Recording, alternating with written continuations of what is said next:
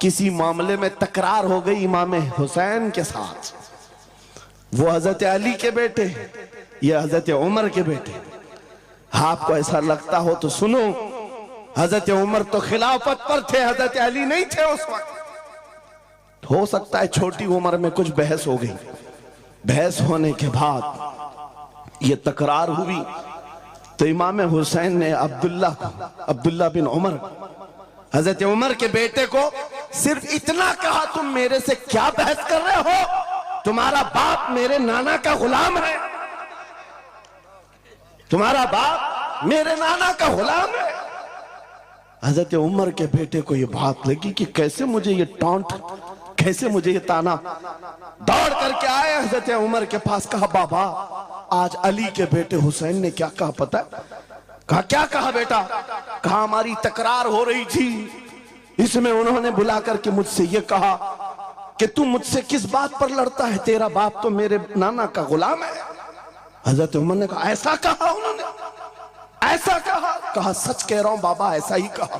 कहा बुला ला हुसैन, बुला ला।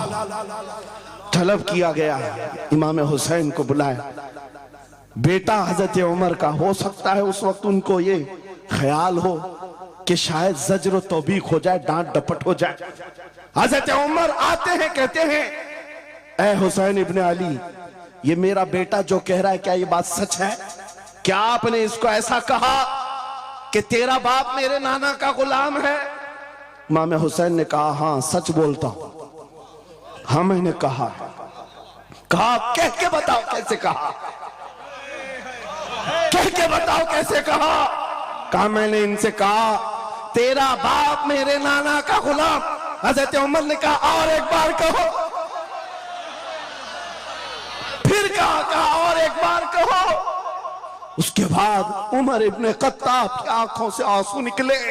कहा अपने बेटे को क्या बेहतरीन तकरार करके आया है, ये हुसैन यहां गवाही दे रहे हैं, कल क़यामत के दिन ये इतना कह दे मेरी जिंदगी वसूल है।